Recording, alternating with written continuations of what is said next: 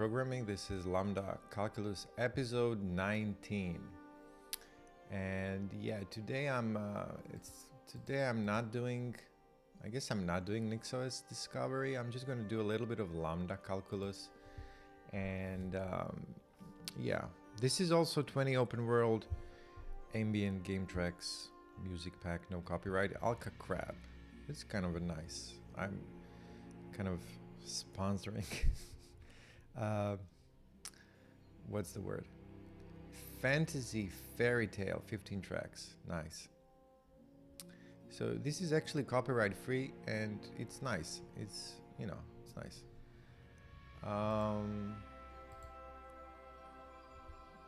So I'll just open a ChatGPT as well. Right. So today I want to look at OR. And also besides OR, at the NixOS discourse, I asked something about Lambda Calculus. Which is this: how familiar are you with Lambda Calculus? So let's see, we had 23 people who voted. So I posted this yesterday. So how familiar are you with Lambda Calculus? And let's see. I've actually just generated this poll. I did not even know how to make a poll. There's some kind of like a markdown code to make it. So ChatGPT actually created it. I kind of described what I want in the poll and then, yeah. So how familiar are you with Lambda Calculus? I understand the basics. AI identity, apply, right, and how it all works. That's me here and several other people. Some actually Nix members here. I think Nix members. Anyway, people more known in the community. I see here Jake. I think this is Jake Hamilton. Maybe I shouldn't say who these people are. Okay. Anyway, identity apply, and then 30%. I've heard of it, but don't know much. And there are also some people here that, yeah, like this guy here. They actually. I said I will stop saying guy. They, I've heard of it, but don't know much. Interesting. So I'm quite, also Noobs is here. I'm quite familiar. Church encoding recursion. And yeah, Fritz is here, Frikla. And some more people here. So quite familiar church encoding and recursion. I still haven't, that's actually coming soon. In the book, that's actually the next chapter, I think, there's natural numbers. This is the church encoding of the natural numbers. We're going to define numbers. Isn't this nice? It would be interesting actually as an exercise to define, well, maybe that would be too complicated, some other type of a number. So here are only natural numbers, but maybe it would be interesting. I don't know how complex would that be to, maybe not too complex. Like how complex it would be to design surreal numbers using, to construct, not to design, to construct surreal numbers, which are like really cool. They have kind of this left and right attributes, you know. Anyway, construct surreal numbers. Yeah, I'm kind of doing this every day. I mean, every day, every time when I stream, but it's like lately I've been doing a bit longer with NixOS, and today I'm doing just Lambda Calculus. I had kind of a stressful situation at work, and I kind of just doing this now. Lambdas, it will be soothing, you know. How complex it would be to construct surreal numbers using just, it's just something interesting that would be. Because the point of, when you learn this in the book, the point is to get the proficiency to improvise. So to reuse what you know and maybe apply it to something else and break it down and, Yeah, the past several streams seem to be more about Nix, so it's nice to see you've got time to get back to your studies. Yeah, But I don't know if you noticed, I did stream about also lambdas. Every time I streamed also about lambdas. To be more about nicks. Yeah.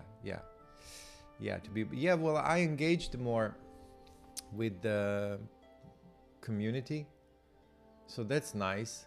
You know, it's all for me. That really helps a lot when you engage with people and you work on something, you know. And it's nice because the nicks, you know, kind of, I mean, needs help. It's just like there are all of these low-hanging fruit documentation stuff that's really nice to help and to learn also. It's a nice way to learn.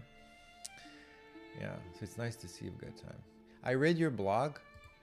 This is nice. Is this a new one? Oh, no, actually you had this one written. Yeah.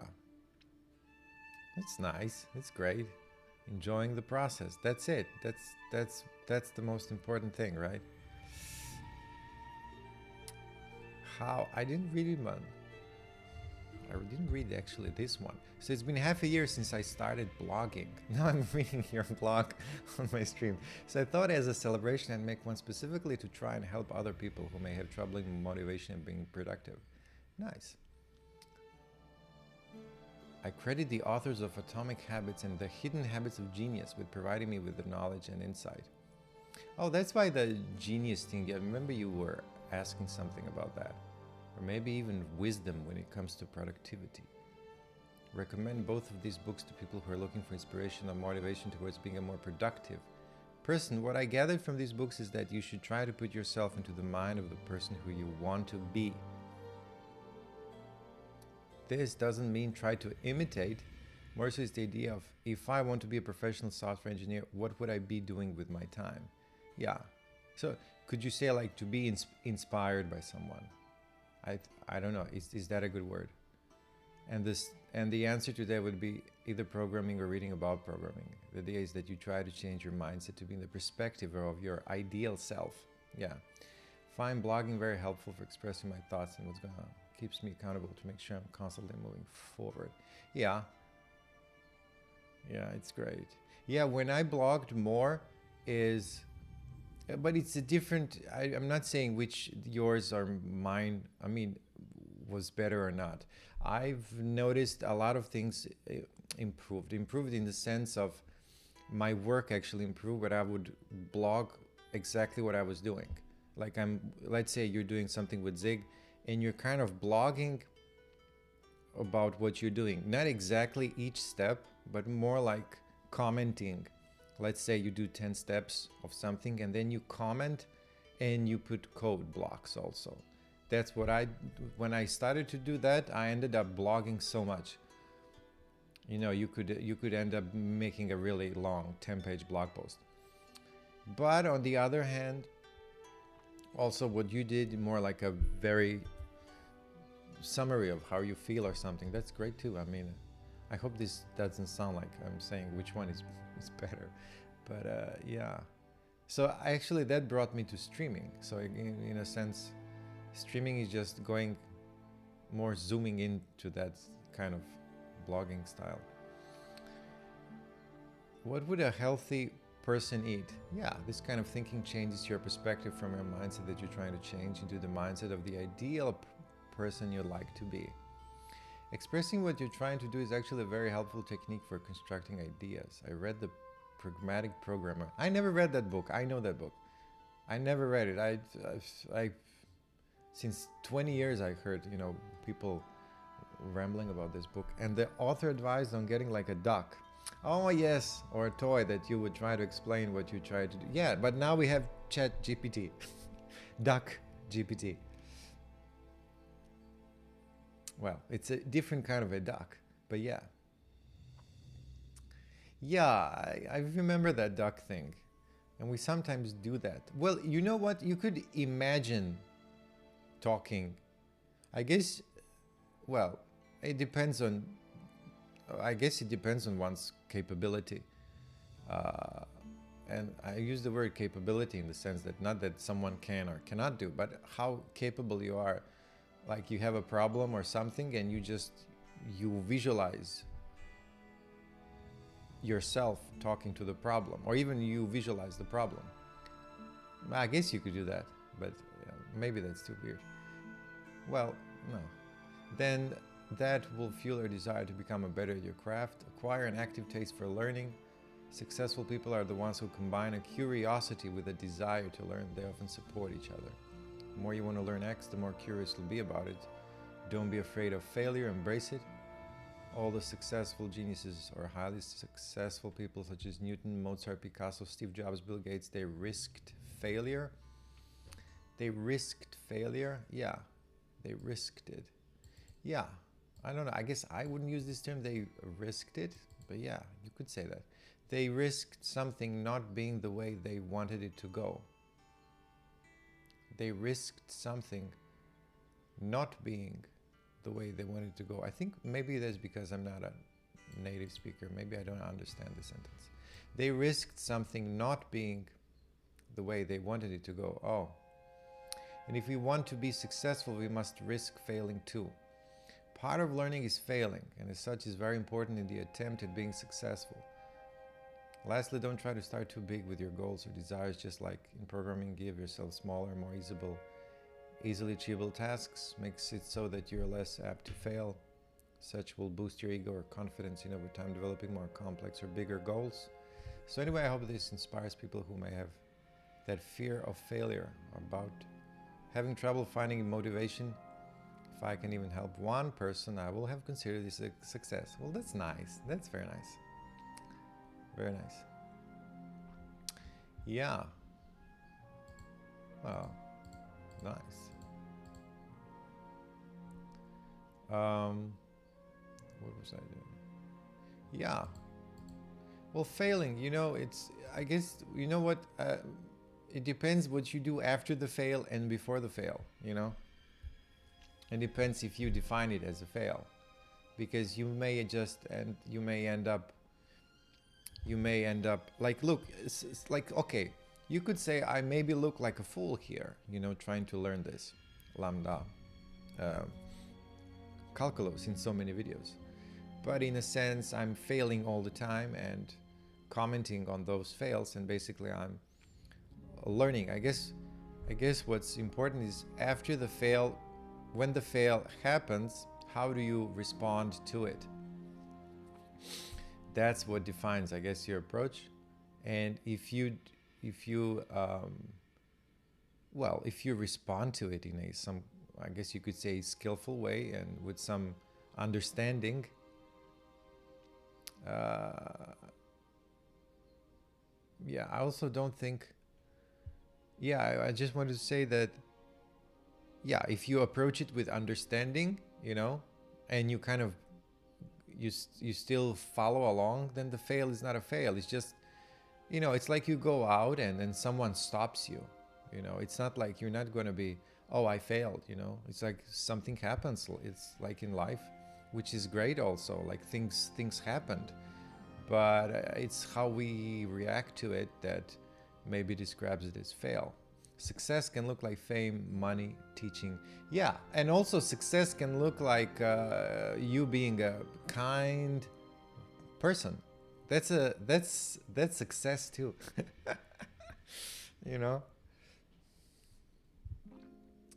Yeah, that's success also. Yeah, I was speaking with someone, and like, hey, all the time, you say, this one achieved that one achieved that one was the best. Yeah, but what about someone? Hey, that one he's so kind. They're so kind. They're so nice. That's a great success. Why not? That's a great success. It's funny. Like we don't expect it even. It's almost like sometimes people take it for granted.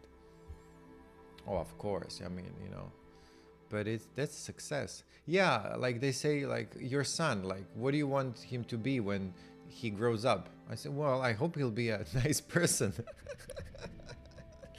I hope he'll be a nice person, and kind, and I mean, and when I say kind, I don't mean like dumb kind, like, but no, smart, of course, smart and everything, but kind, not like someone who's just ambitious and who wants to achieve something over someone's, bodies, and stuff like that. So I think that's success. And if, well, if they have money or not, of course that's great if they have money. It's not like, oh, I'm against money, you know. No. But if they don't have, I'm certainly not going to be resentful or something. Okay, you know, things happen, but you know, that's it's not there's it's so complex.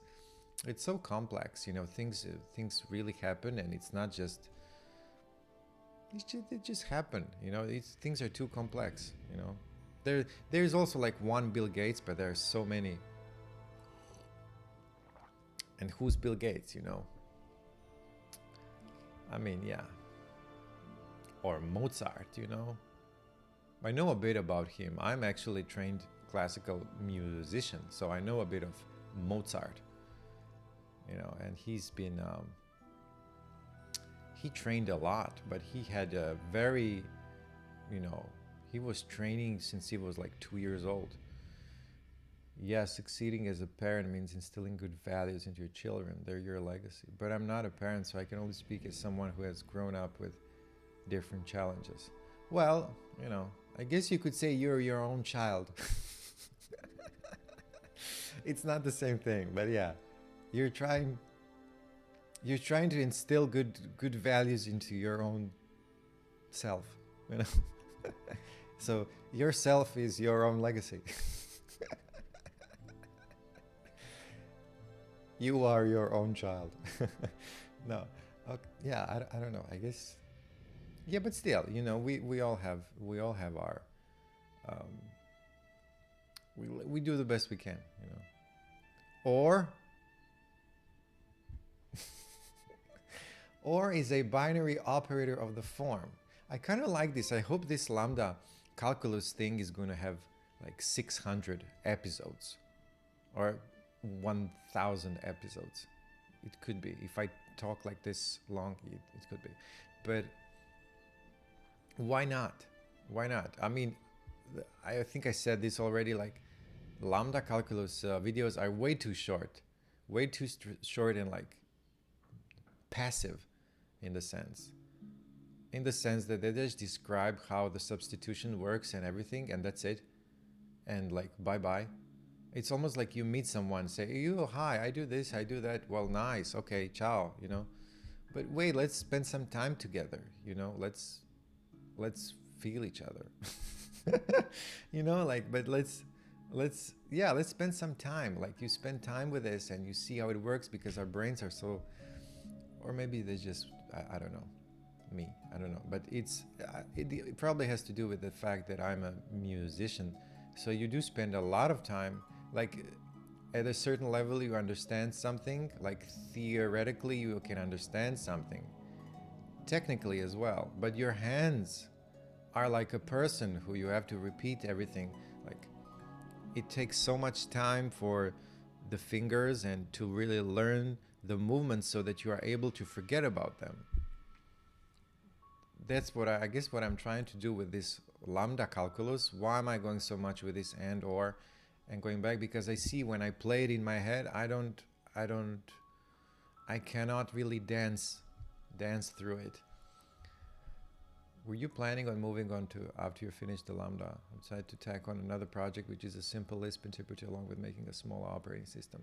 Yeah, but you know, this would be interesting. I mean, what I see this, if this grows, look, I had, okay. This will be actually very important for the Lisp stuff and everything, because I'm kind of always been curious about functional programming, and learning this thing is really important, because as I said in the previous video, this is the assembly language of functional programming. Of course, this has no types. I'm not sure how types, but types can be encoded in Lambda Calculus. And you have this incredible thing, I don't know, probably I'll need a couple of years until I get to that. You have this thing called Lambda Cube, which is a like 3-dimensional logic type whatever. Look at this thing. The Lambda Cube. Look at this thing. Amazing, right? What is this thing?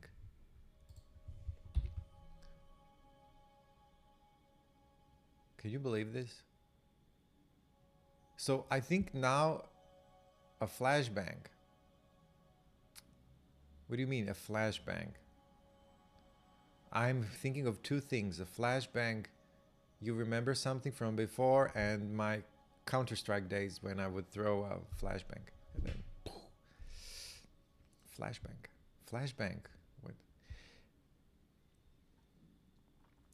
Yeah, these are actually 4 levels. I think this is also with types. And Haskell compiler, actually, I think it's a joke. The picture image is very bright and I'm in a dark room. Oh my. Yeah. Wait a second. Oh, it won't work like this. It won't work like this. Right. Wait, let me, yeah, I cannot decrease. You know, that's great. It would be nice if we can change, but that's impossible to change the dark and the light. But like even in a YouTube video, you know, but that's not yet possible. Yeah.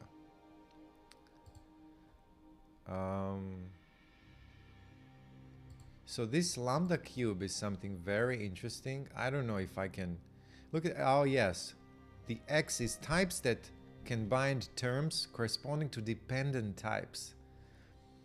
The Y-X is term that can bind types corresponding to polymorphism.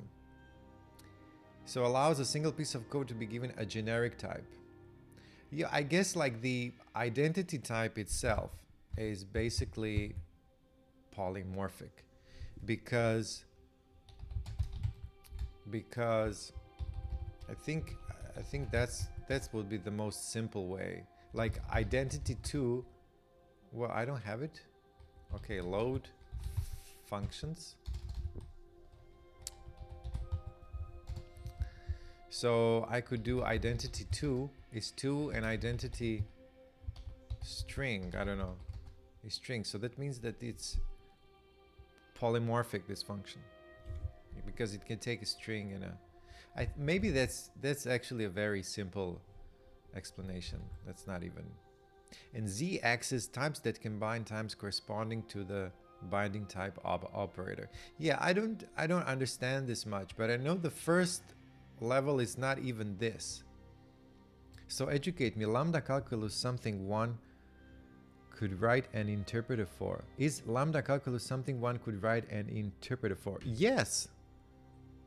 Yes, it is something that involves expressions and statements. Yes. The long dev interesting part of my brain is wondering if it's something I could write a program to evaluate. But you would write a program. Well, you know that the Haskell is built on system F, I think, or something like that. Like the whole thing, the compiler or whatever, the code destructures way down below, basically into lambdas. The whole thing. It's incredible. The system F. So we do not even have simply typed. I think in the book he's going to introduce types at the end. Not this. There is this thing called system F lambda calculus. System F is a polymorphic lambda calculus second order typed lambda calculus mechanism for universal quantification over types. Formalizes. So it was discovered independently by logician Girard and computer scientist John Reynolds. There is one book by Girard that is about proofs. I never read it. I know about types or something. Girard, proofs over types, proofs and types. Jean-Yves, this book. This is also a very interesting book. I guess you could take a look, you know, I don't know, just to skim it through. Proofs and types. I don't know this, but system F. And it's interesting me how simple lambda calculus connects to this. I would like to know that. Because I think in the long run, it will give me much more meat, you know, so to say, when I look at Nick's code, or when I look about, because I've noticed that, okay, with people, because I'm not good at this, okay, but I've been reading about this for like 10 years. And I guess it's a thing, you know, just to read about this. But after so many years, I've noticed when people talk about certain code that they do know lambda calculus. It's something, sometimes they say, oh, because this lambda, you know, or that. And it's just this vibe when you notice someone talking about it, that it's like they can see really deep inside, and they really know this. Like, it feels like they do know this. I don't know. It's hard to explain. It's hard to explain. So that's why I'm doing the basics, and the basics are kind of cool. This thing. Now this is just, you know, true and false, but everything what you learn here, you take it away for everything what you learn next. That's nice thing. So it's not like I learned this, you know, method or that. This is like everything is built on this. And yeah, what did ChatGPT say about constructing surreal numbers? Theoretically possible, but highly complex and non-trivial. Yeah, probably. Surreal numbers encompass a vast and intricate structure. Oh no, that's really too hard. It includes all real numbers, infinitesimals, infinitely large numbers, making their representation and manipulation challenging in any formal systems. Yeah, it lacks native constructs for sets, sequences, or other mathematical abstractions typically used to define surreal numbers. What are some points that a lambda calculus interpreter would need? What do you think it would involve? It's actually very simple. It's not... it's just to... even chat can do that. Define me a simple lambda calculus interpreter. Just a simple. So without types. Here's a simple. Look at this, import def. Tokenizer, okay. Parse. Empty expression, what else? If mismatched, okay, that's after the parameter lambda var substitutes.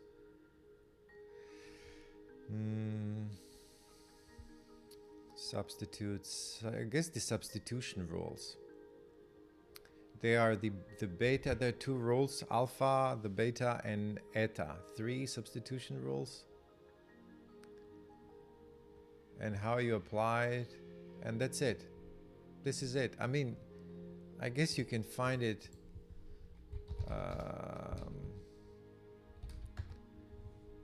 Lambda calculus. And what's going on? Why is this?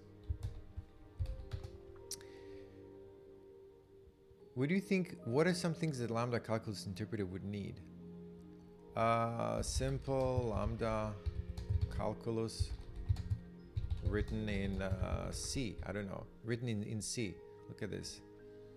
A small lambda calculus written in C.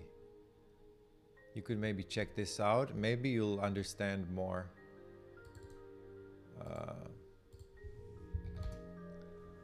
Like this. I'd use Zig though, which ChatGPT isn't really good at. Yeah, but what's most important is the idea of methodology for getting to the solution. Yeah, that's why you may check. Maybe you could check. Look, it's been starred 49 times. So I don't know. MPU. Small one. I don't know how small. Eval. This is the eval. Also, Lisp is not basically. That's I saw in very inspiring talk by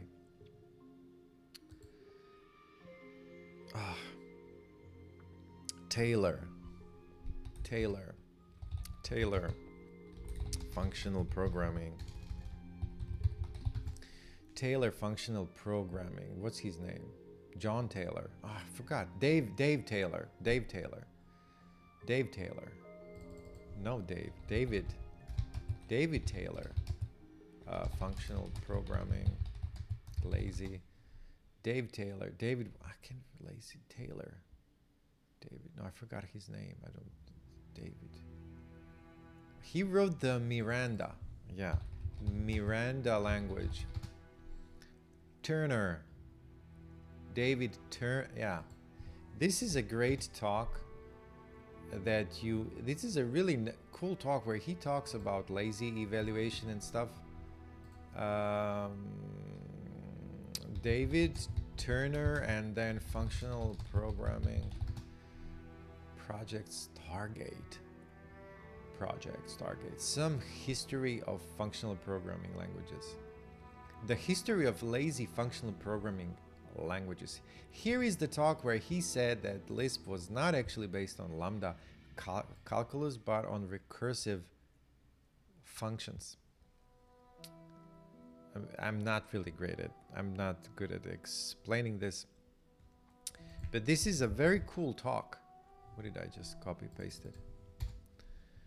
And he talks about, and then, but he did say that Scheme was actually, was based on Lambda Calculus.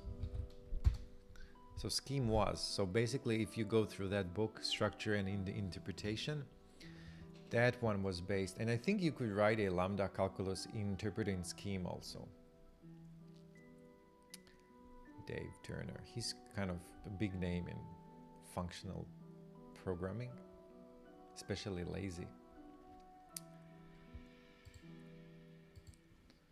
So yeah, so let's look at OR again. I don't know, I maybe, this may be really simple for someone, but for me, yeah. And also look at this, I've been already kind of designing it. So I already accumulated, you know, all of these functions that I keep on always, because when I start a Nix REPL, I don't have anything defined. So I've defined an attribute set, a recursive. So there's a rec here, a recursive attribute set. It's recursive because I can call other things from the set. Like this wouldn't work in just a set. So if I had this, like, I don't know if you know this, or if I would do this and then next instantiate, I think eval functions next, it will call undefined variable select first. Error undefined. So this thing, it couldn't call itself from here, although I already defined it. But if I do rec, and then, why is it recording? No. If I do rec and then do next instantiate eval functions, now it works. And look at this, it's written code. So code means it's lazy, which is great. So there are two camps in functional programming. There are two opposing camps, which, well, I think they try to, well, not all, but it will be nice, or they're trying to, I'm not really the best to talk about it, but somehow to bring those two camps more together. On one side you have standard ML and other languages with eager evaluation, where they kind of, when they compute all the arguments of the function, they evaluate all. But in lazy language, they don't. They only evaluate what they need, which is very nice. And you can make all kinds of abstractions like that. You can already see, I can make all kinds of stuff like that. And it's, in some sense, it does feel more mathematical than, well, I don't know. So now I can call these things. So I have identity. I don't know if it will work if I leave the self-apply here, because self-apply is a recursive, it's calling itself. this wouldn't work actually in Haskell interpreter. Let's do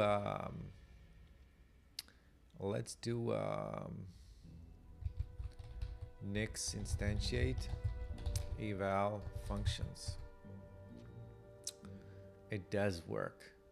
I guess you see it maybe it does work because I'm not calling it. Right? It does work because I'm not calling it.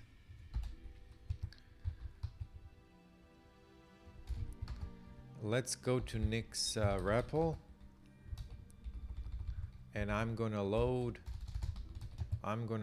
functions.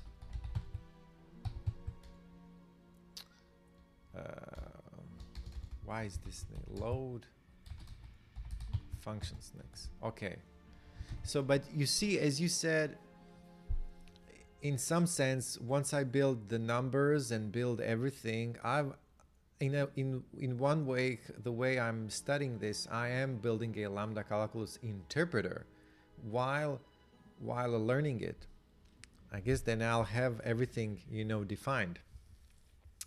But why? Right, it will not be really a program, but it will be helpful then. Instead of me trying to learn how to write a Lambda Calculus at the same time while I learn it, which I tried with building your own Lisp, it just didn't feel that interesting for me, So for me, this is more interesting. It may be a little bit more theoretical, but at least I'll understand very well, and So now I have all of these things here that I can call. I don't know if I can call self-apply too. Yes, attempt to call something which is not a function but an integer. 2. Oh, well, look at this. Self-apply identity 2. 2. Identity to 2.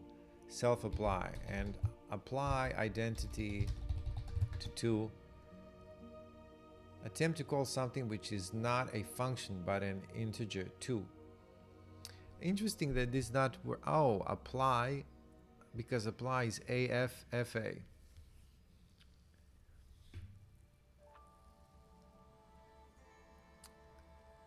No, apply would be 2. Apply,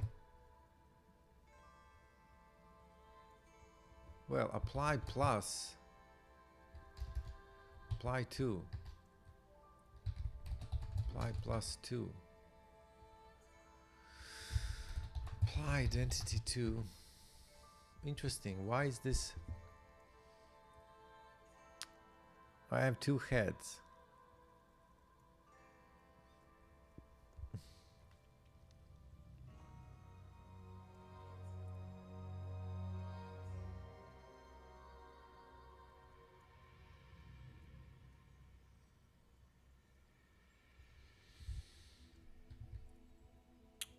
Yeah, I'm not sure about this. Now I'm confused. Apply F.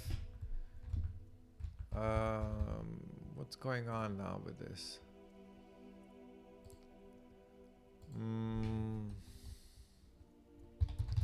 How do I test apply, such as lambda A, lambda F, FA, and nix REPL? So let's see just, which takes an argument A and a function F. Right, we have AFA. Apply 5. Oh, look at this. Apply hello. Look at this. Apply name to person. Look at, you see how you can use apply? Yeah, I didn't use apply like this, but look at it. It applies. It's a higher order function. Look at this, what you can do. Wow. Apply, but why did I apply identity to 2?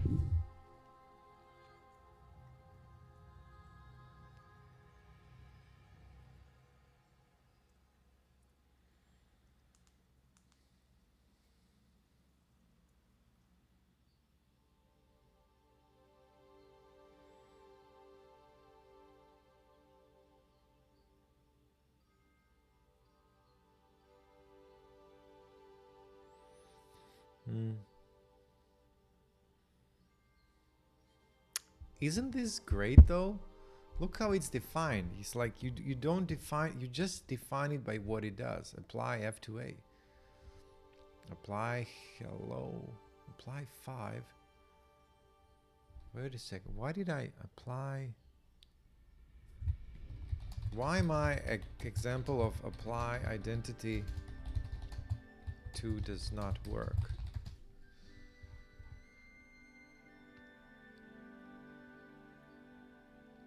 I have the identity XX. Apply AFFA. Apply to identity. Ah, you see, what a silly mistake. AFFA. Yeah, if I put FA, then it will work. Apply identity to, and I applied to identity. I applied identity to won't work, but apply to identity. It works.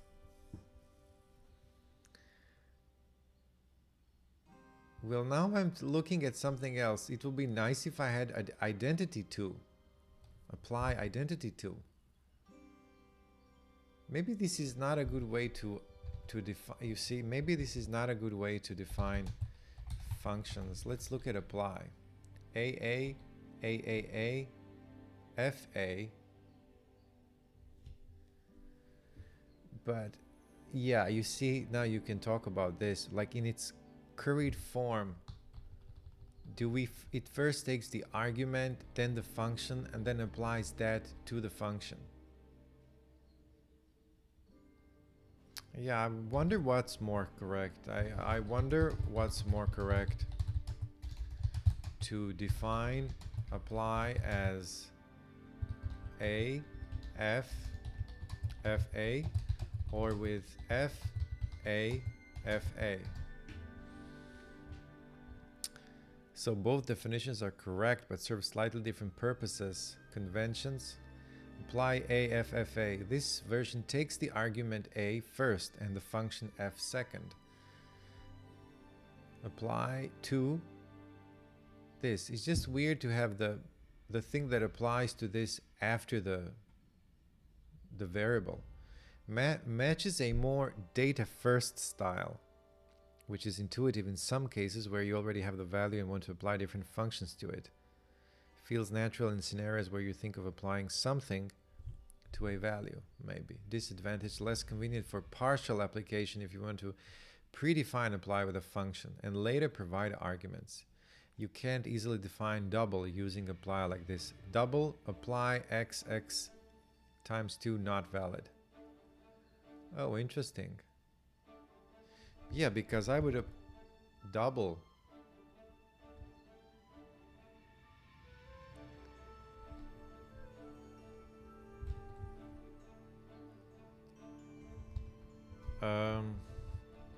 Because double would be, well, we don't have numbers though, but double would be lambda x. Yeah, it will be just x times x. X times 2. X plus x. We don't have x. Yeah, in luck. Now you have a double. You see, there's so many little bits that you can aligns with function first conventions, which are common in functional programming. This version takes FAFA. Yeah, I don't know. I think I'll keep this. FA. What did he use in the book though? Wait, this is page what? This is OR? It's 43. 43. It depends. If it's sometimes some of these orderings may be more educational.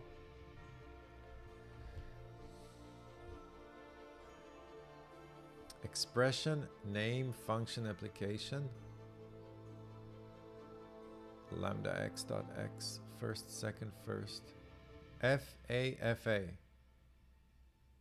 Oh, he did write FAFA. Identity function, all right. That's the identity. the self application, lambda s, he used SSS. And now the apply.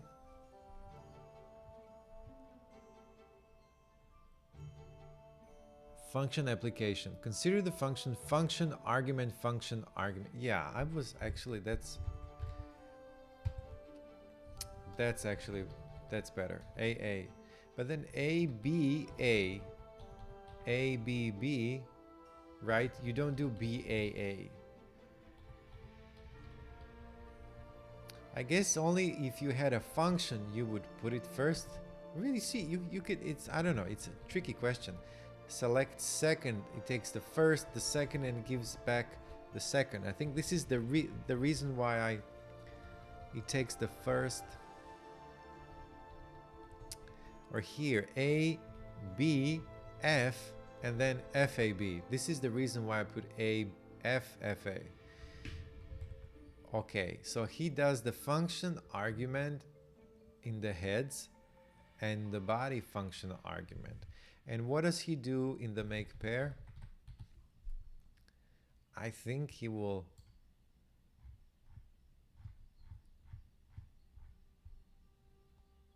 name clashes. Func arg, func arg.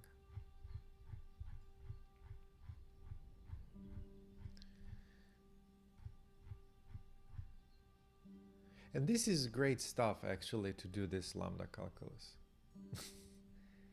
It's very, I guess the idea, because it seems impractical and you cannot get paid for it, and then you kind of don't do it that much. Otherwise, this is very interesting. And it's fascinating that this was defined like 100 years ago. Can you believe that? 100 years ago. It's computation. Okay, I'm sorry, I'm scrolling really, you know, but I want to find make pair.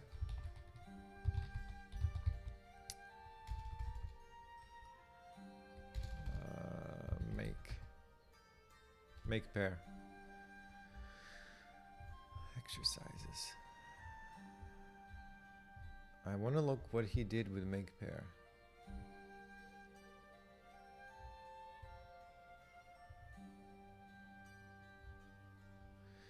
Now he's applying the apply to self-apply. He's applying here to identity.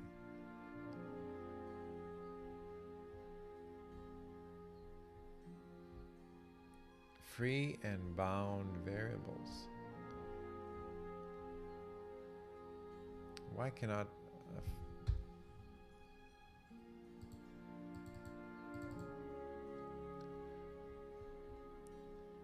it's too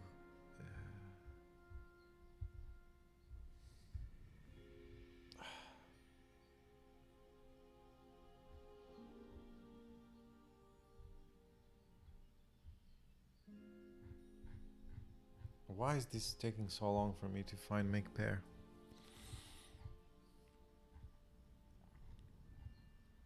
Make triplet. Conditions booleans. Well, okay, even in the cond, it's like E1, E2, C, the function comes last. And then C at the beginning is applied to E1, E2. That's why I did the apply A, F, FA. I've kind of taken that symmetry.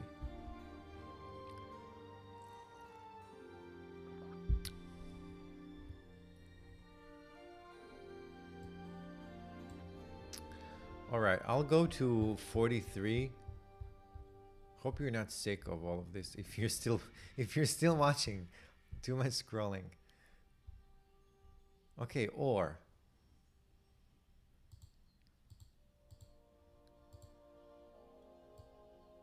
how do I turn this off? Now you're fine. Or is a binary operator of the also he didn't define the XOR, I think XOR and stuff. I don't know XOR. I know XOR, but yeah. I read about it many times. And there is an interesting book. Would be nice. I don't know if you know that book. That book is, it's nice on Lisp. Introduction to Symbolic Programming in Lisp by Dave Turetsky. A Gentle Introduction to Symbolic Computation. It's an interesting book. It's not hard. It's a long book with an interesting first chapter where he draws like boxes. It's a very nice book though. He uses Common Lisp. Very nice book. Also slow. Very nice book. I mean, it's interesting for me, the books where they take much care to explain things. You can learn a lot. Like this stuff. Look at this. It's nice.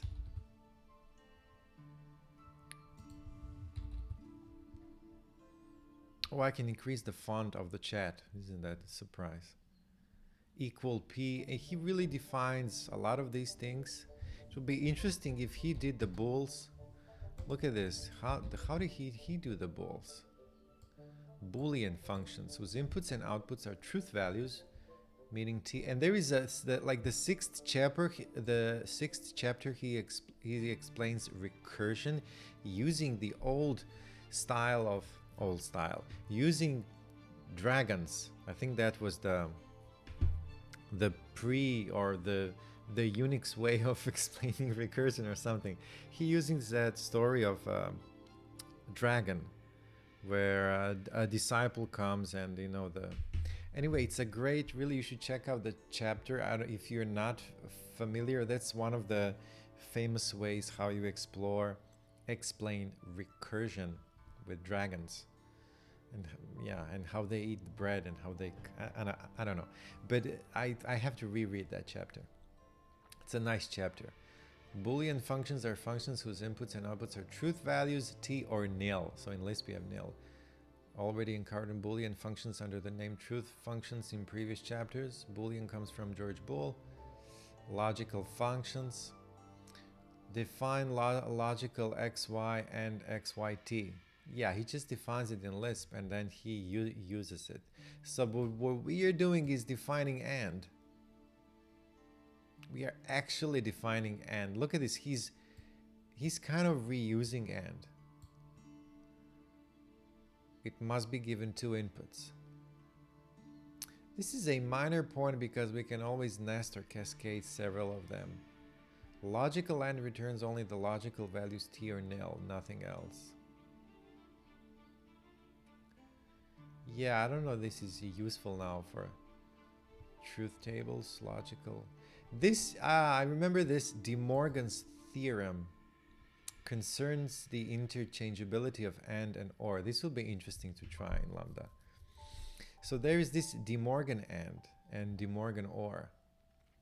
Oh, look at this, not AND, not X, not Y. So not X and not Y. I remember reading this and trying to parse this. So not this and not that is, so both not this and not that. Not that is OR. Yeah, kind of tricky. The first equation says if X and Y are true, then neither is X false nor is Y false. And we sometimes use these terms in language. If both are true, then neither of them is false. Yeah. The second equation says if either of them is true, then both of them, then they can't both be, then X and Y can't both be false, then they can be false both at the same time. The English versions sound obvious, but do you believe the equations? Yeah. These things. I was thinking maybe I could try that after I understand better and or.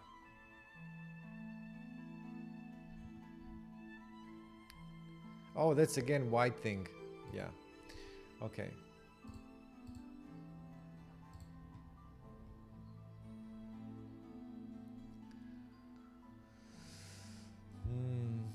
Okay. So or. False and false. And also that's one thing that would happen with true. It's designed to yeah, well, I just got lost. False or false gives false, because the both things are false. False or true gives true. And there was and I guess someone could say, why would this be true? Why is this or that true? Because it looks for true. Why is false or true equal? Why is false or true? Why false or true is true? Why false or true is true? Because why would we pick true over false? You gave me an example with raining and umbrella, which was insightful. There was yeah.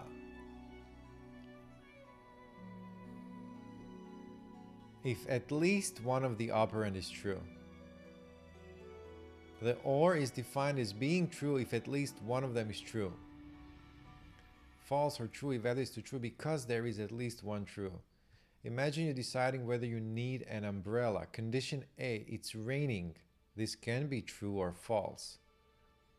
B, you're walking under sprinklers. This can also be true or false.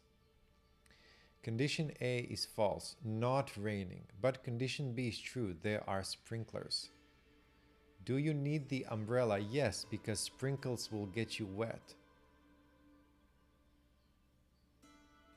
Oh, now he gave me a different examples.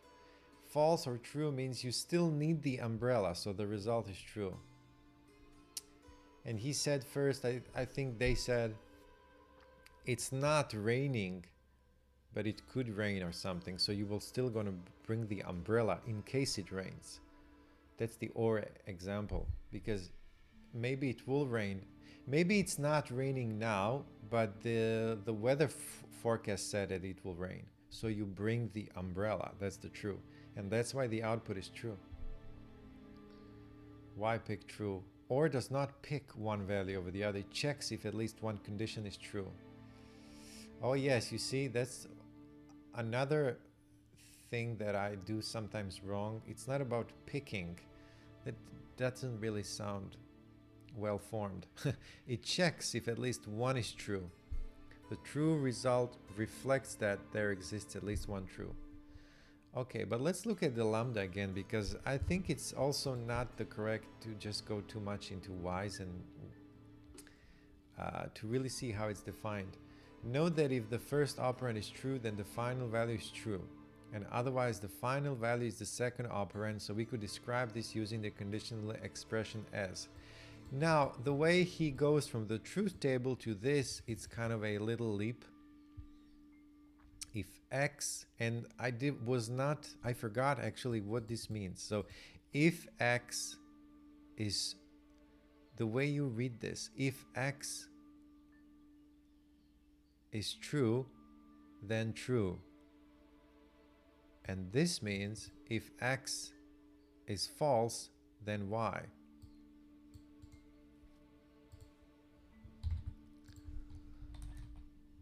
Tell me again how to read this exactly.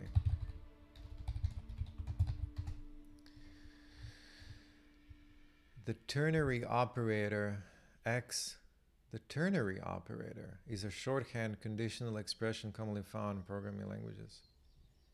Condition, value if true, value if false. Oh, value if true, value if false. Condition. Oh, it's just a different way. You see, condition, question mark, value if true, the colon, value if false. Fairy tale, fantasy, 15 tracks, game music pack, no copyright. Reading x.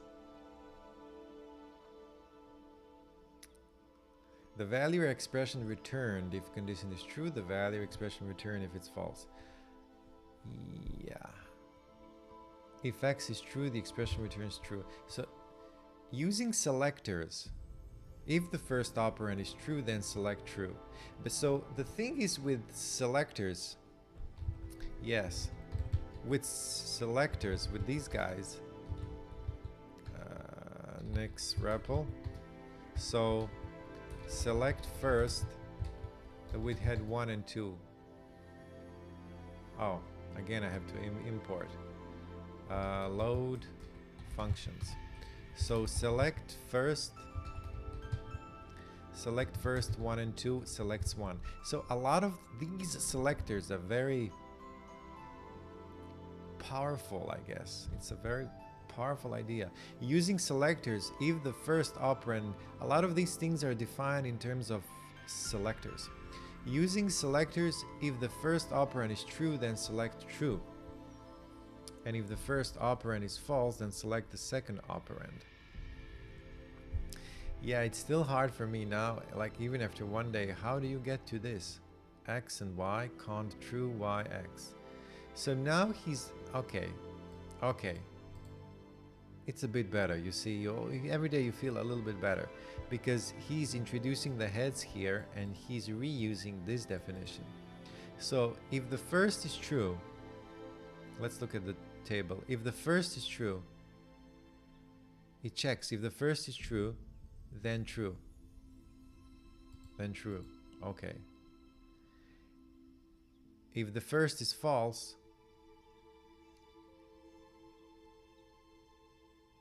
then false. But why true? Yeah, this is the confusing. Using selectors, if the first operand is true, then select true. And if the first operand is false, then select the second operand. I see something, I guess, pattern matching. If the first, okay. So cond true, yeah, but how do you define that? I guess the first part of the definition is not hard. If the first is true, select true. Basically, if the first is true, if the first operand is true, then the final value is true. This is how you would say it before you define it. But when you need to use the so to say, I guess you could say operational, wording. Using selectors, if the first operand is true, then select true. Okay, using selectors. I guess you could say using the vocabulary of selectors now. Using selectors, if the first operand is true, then select true. Right, you wouldn't say select here. This is also one slight difference. You see, he's like speaking from the viewpoint of the selectors, and here he's speaking basically of, I don't know, the viewpoint of just describing it, more like not from the functions or from the viewpoint from something else. This is more like a general overview. I think that's like capable programmers can express what's going on from different viewpoints within the scope. At the same time, you could see that. I guess if you could do that, then you can really, see the problem at hand, I guess. Sometimes we are stuck into a certain way how we view things. Know that if the first operand is true, then the final value is true. And using selectors, if the first operand is true, select true. I mean, that's different, right? And if the first operand is false, then select the second operand. How would you select the second operand?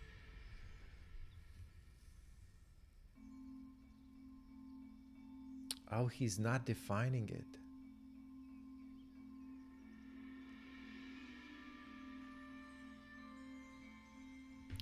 It's interesting. This definition of OR is just descriptive. It's still not... We have a lambda x and a lambda y, which represent our two operands.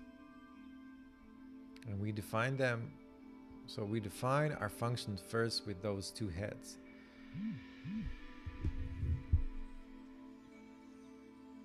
And then it's almost like he asks the question as code.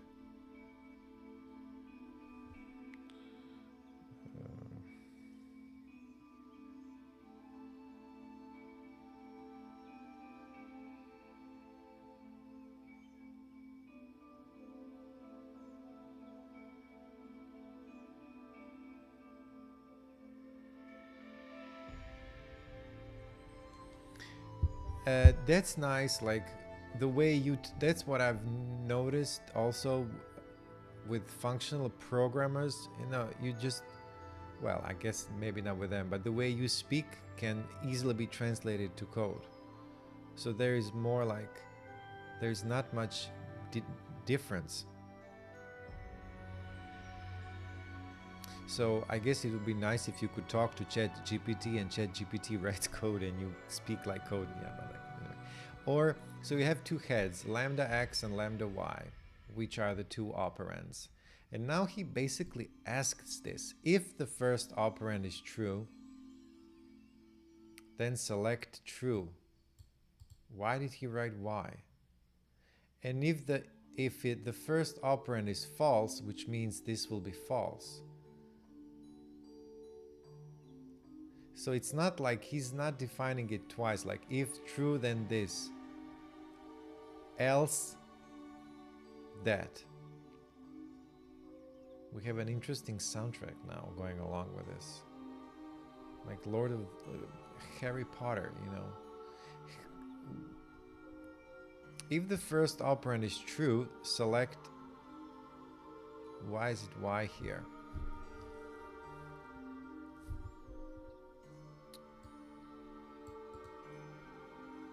I think y because of the substitution. Y will go into the first argument. Why is the first y and let's say not x? Because I think this is the little conceptual thing. Why is there first?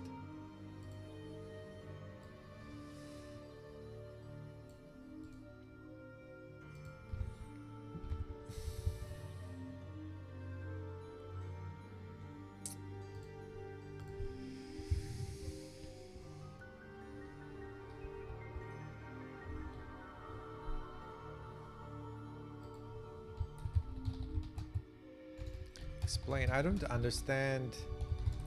Let's say y is the y first and then x outside. And yeah. How logical OR can be implemented using Lambda Calculus following the structure of a conditional expression. In logical OR, if x is true, the result is true. No need to check y.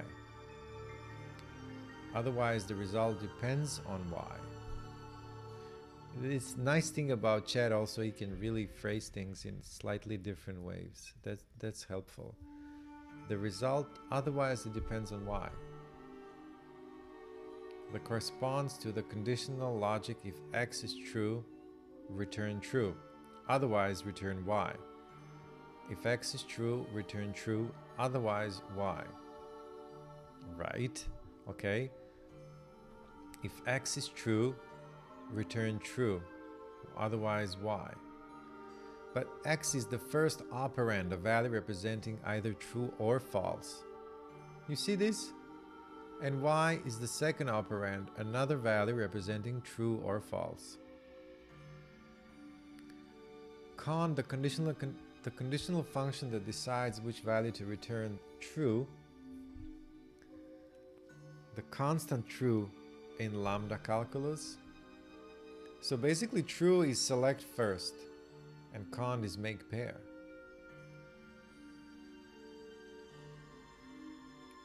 Apply con with true and y. Apply con with true and y. Use x as the selector to decide between true and y. Yeah, this is still very hard. Let's rewrite the conditional step by step. How is this for you? I mean, you've watched some of these streams and I kind of repeat myself over and over if you're still here. How is this for you, this Lambda thing? Like, is it interesting? Is it hard? Is it like it slows? Like, how do you think through this? You know, what's your experience? Would you teach this in schools? Let's rewrite the conditional step by step. Con true yx. Expand cond. Isn't it interesting that it was written like 100 years ago by Alonzo Church, who was the doctoral thesis advisor to Turing. Right? Isn't this also interesting?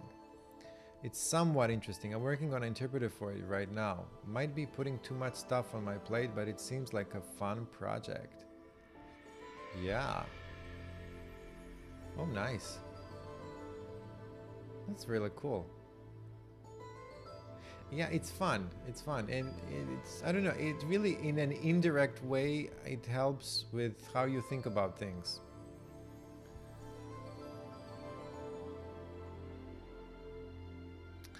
We are gonna sign up our kid to this abacus kind of a school, and they are doing this abacus things, you know, and adding stuff. And actually, before I would think, why would you do that, you know?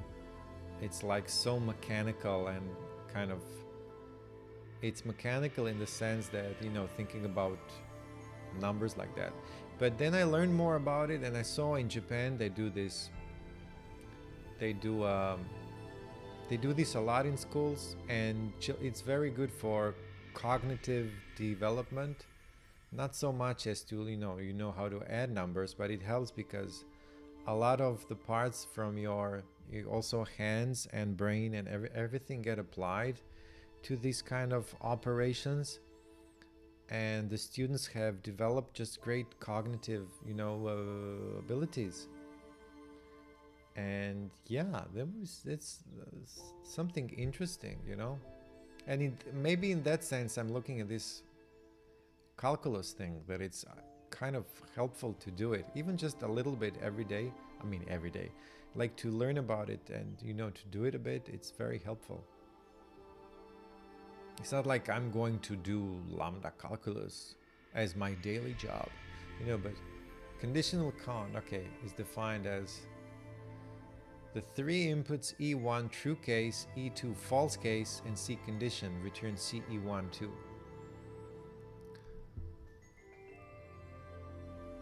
Oh, that's why it's YX. E1 true case. Apply true to E1. Substitute E1 with true. E2, yeah, that's simple. That's, yeah, C true YX. Apply X to C. Substitute C with X. X true Y. Final expression X true Y. In the conditional expression con true yx, y is passed before x because con expects the true case value true, the false case value y, the selector x.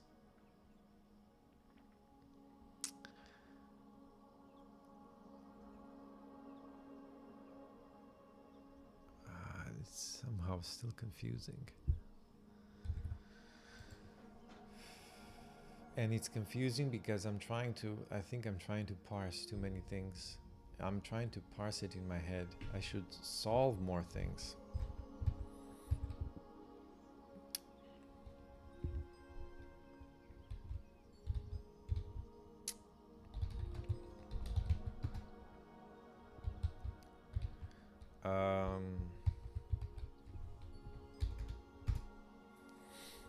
This is the make pair. The not, or,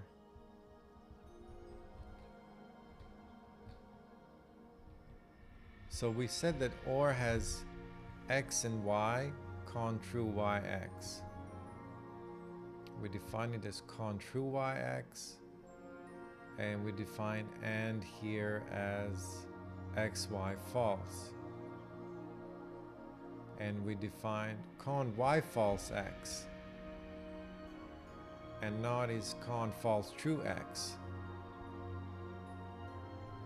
Yeah, I guess when you look at this, it sounds a bit too complicated. Con false true x and is con y false x.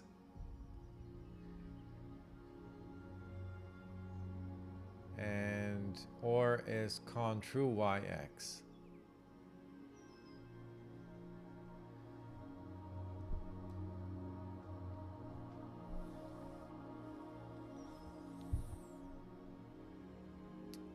Con false true x. I think I still understand the not. Con false true x, con y, con y. 1 hour and 15 minutes.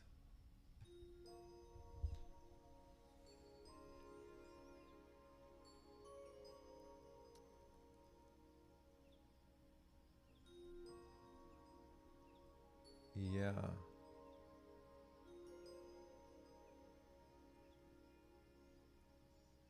X, Y. Yeah, I think I need a break because as I said, I had like a stressful situation at work, and maybe something today again, and yeah, maybe I'll stop for now, you know. I guess thanks for the chat. It was a nice chat. And yeah, this just it will be nice to have, well, I'm looking forward to numbers also, and on understanding how not and or works. So this will be it for today, which was kind of uneventful, but it was nice. All right, cool. I'll continue working on the interpreter later. That's cool. That's cool. And yeah, have a great day or night on whatever, you know, and bye bye.